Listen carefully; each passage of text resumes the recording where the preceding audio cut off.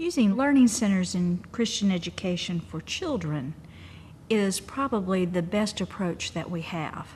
Whether it's within the same classroom, and there are tables set up around the classroom, each center being a different topic, or whether it's expanded into rooms, different rooms, and groups of children physically go from one room to another room. The advantages of it and the beauty of it is that you get to address all the different learning styles that children have.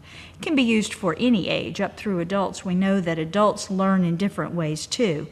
But for the young boy in your class who just can't be still to listen to a 30-minute lecture on Zacchaeus, to give him the opportunity to actually climb up a ladder with a costume on and be Zacchaeus fits his learning style, and he goes home having become Zacchaeus and learning that story.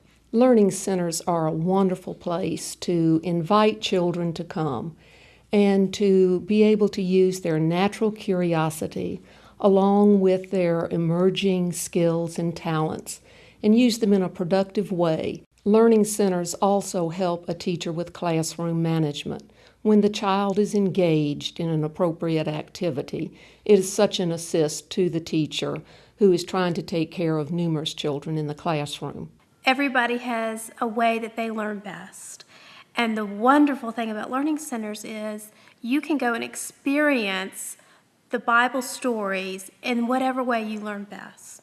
And one of the things that I have loved about this way of learning is that it can always be fresh and new and updated. It doesn't become old and stale. And I think that's one reason why people continue to go back to it, and once they start it, often find it very difficult to go back to just one teacher or two teachers in a classroom setting.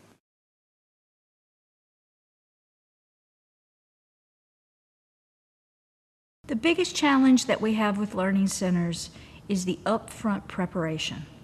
This is not a Saturday night throw it together mode of teaching.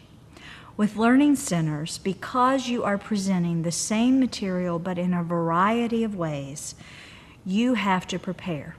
You have to pray about it, think about it, plan for it, gather supplies and materials, and physically go and lay it out. This is not something you can walk into your classroom 10 minutes before your students arrive and throw it out on the tables. It just doesn't work. So one of those big challenges is preparation. The flip side of that preparation is once it's done, you are set for several weeks. If you are going to spend 3 or 4 weeks on one story, in order to allow the children to experience it more than one time in a different way, then you set it up once and you sail through the rest. The other huge advantage of that is the teacher gets to enjoy the story. They are not so consumed after week 1 with the preparation that they can relax then and enjoy the story with the children. One of the common mistakes that a teacher might make is feeling that unless a center is used every week, that something's wrong with the center.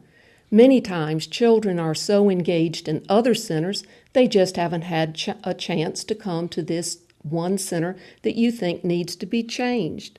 Give them more time. You might sit in that center yourself, which will always bring over a child or two. And once the child has started in that center, you will be amazed with what they do. One child may engage another, and all of a sudden, the center has taken off. Children many times will start on one level, but learn from their peers a new concept, a new idea, and you'll find that the center has taken off. If after a period of time it still isn't working, instead of just taking the center away, think, what is wrong with the center? What can I do to change it? With older children, it's sometimes fun to engage them in putting together the center. What would you like to see in this center? They will come up with ideas you never dreamed of.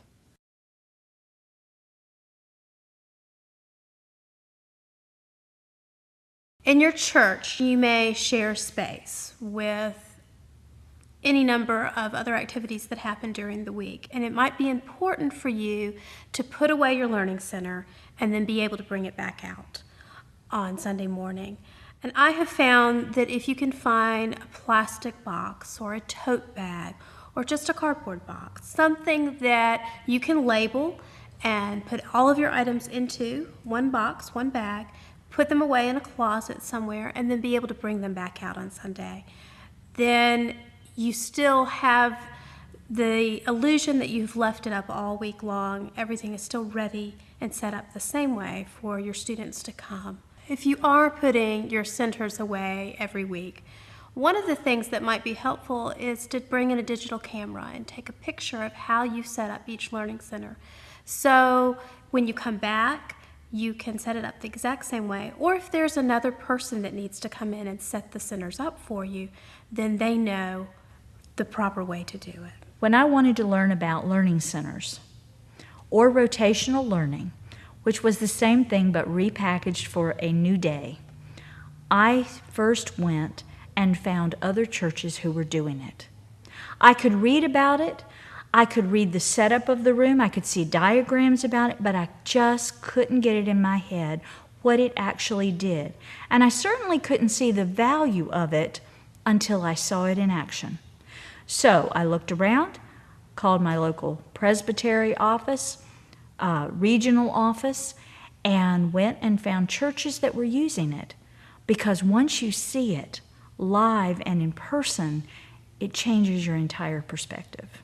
At first, when you approach a learning center, it may seem a bit overwhelming. But if you take your time and realize that it is really not a scary thing to do, but it's very simple once you get started.